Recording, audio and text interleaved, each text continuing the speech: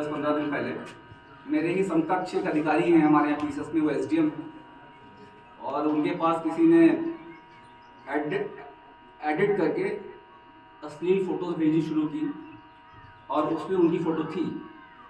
तो लिटरली उन्होंने वो फ़ोन करके मेरे सामने रोने लगी। मैंने कहा अरे आप एसडीएम होकर रोएंगी तो कैसे काम चलेगा? बोली सर मैंने कुछ नहीं किया ऐसा। मैंने कहा कि मैं तो आपको जानता हूँ शुरू से, मैं भी कह रहा हूँ आपने कुछ नहीं किया। फिर कप्तान साहब के ऑफिस में बैठा हुआ था, बगल में साइबर सेल है हमारा। मैं वहाँ गया, मैंने कहा ऐसा कैसे हुआ, तो उसने मुझे पूरी बात बताई। मैं आप तक शेयर करता हूँ। होता क्या है कि कुछ एप्लीकेशन ऐसे होते हैं जिसमें वो दिखाएंगे कि आपको सस्ता लोन दे देंगे, 0 इंटरेस्ट पे लोन दे देंगे, और आप क्या करते हो, उस लोन के चक्कर में वो एप्लीकेशन डाउनलोड कर लेते हो। और जैसे ही वो एप्लीकेशन डाउनलोड करते हैं तो पहला आपसे क्वेश्चन पूछता है कि allow the access to the phone. आपने फ़ोन में किया, फोटोज़ पे एक्सेस किया, उसका कॉन्टैक्ट में किया, तो वो एप्लीकेशन आपके कॉन्टैक्ट से सारे मतलब कोई कॉन्टैक्ट उठा लेगा और आपकी फ़ोटो जो से गैलरी में है वो उठा लेगा और वो उसको एडिट करके फिर आपको भेजना शुरू करता है कि 5 लाख रुपए दे दो। एसडीएफसी के एक मैनेजर थे, उन्होंने सुसाइड कर लिया इसी केस में। ठीक है, आपको मतलब इसकी मैं इंटेंसिटी बता रहा हूँ कि कितना हीनियस क्राइम हो सकता है इससे। उन्होंने इसमें सुसाइड कर लिया। होता क्या है, जैसे आपका कोई नंबर है मेरे मोबाइल में सेव और मैंने अपने मोबाइल पे वो एप्लीकेशन डाउनलोड कर लिया, तो जो आपका नंबर मेरे पास सेव है वो उससे एक्सेस ले लेता है। और मान लीजिए किसी पार्टी में मिले और आपके साथ फोटो है मेरी और वो फोटो मेरे गैलरी में पड़ी हुई है, तो वो वहाँ से फोटो निकाल लेता है और उसको एडिट करके आपके पास आपके नंबर भेजना शुरू करता है, क्योंकि आपकी फोटो मिल गई उसको, आपका नंबर मिल गया। इसमें आपकी कोई गलती नहीं है। मोबाइल किसी और का है, उसने एप्लीकेशन डाउनलोड किया, उसके मोबाइल से उसने सारा डेटा लिया। तो ऐसी कोई भी चीज़ यदि आपके पास आ जाती है, आपसे पैसे मांगता है, परेशान होने की बिल्कुल ज़रूरत नहीं है। पुलिस डिपार्टमेंट आपके ऐसे किसी भी चीज़ को कॉन्फिडेंशियल रखता है।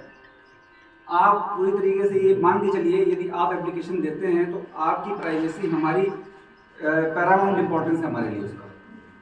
ठीक है, तो आप लोग बिल्कुल इसके लिए निशा खातिर रहिए। कभी ऐसा नहीं होगा कि पुलिस के पास आप आएंगे तो कोई चीज़ लीक हो जाएगी। यदि वो लीक करता है तो उसकी नौकरी जाएगी।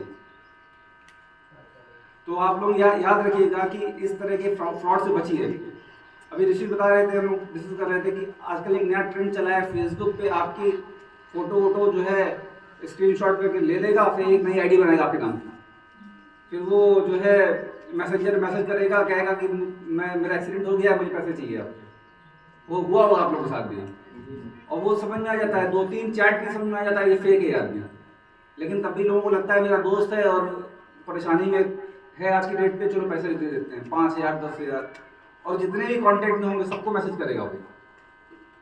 तो इन सब चीज़ों को देखिएगा। कभी ऑनलाइन किसी को पैसा इस तरह से मत दे दीजिएगा। ओटीपी आए तो बहुत सोच समझ के दीजिए, पता कर लीजिए कि ओटीपी कैसा है। अभी हमारे इंस्पेक्टर साहब मिश्रा जी बता रहे थे कि आपका जो एटीएम है, क्लोन एटीएम की बात कर रहे थे कि एटीएम और कई बार आपका पासवर्ड हैक कर लेते हैं। इसके लिए सबसे अच्छा एसबीआई ने शुरू किया है योनो ऐप के थ्रू पैसा निकालने का। वो ओटीपी बेस्ड है। कभी निकाला है पैसा योनो से? योनो एप्लीकेशन आता है, आप अगर जो पैसा 10,000 रुपये तक पैसा निकालना चाहें तो उसके लिए एटीएम की जरूरत नहीं पड़ती है। एसबीआई का एटीएम है आसपास कहीं, तो आप सीधे अपने मोबाइल से, वो ओटीपी बेस्ड होता है, तो सीधे जाके योनो कैश करिएगा, ऑप्शन आता है, उस ओटीपी डाल करके बिना वो कार्डलेस कैश निकाल जाता है उससे।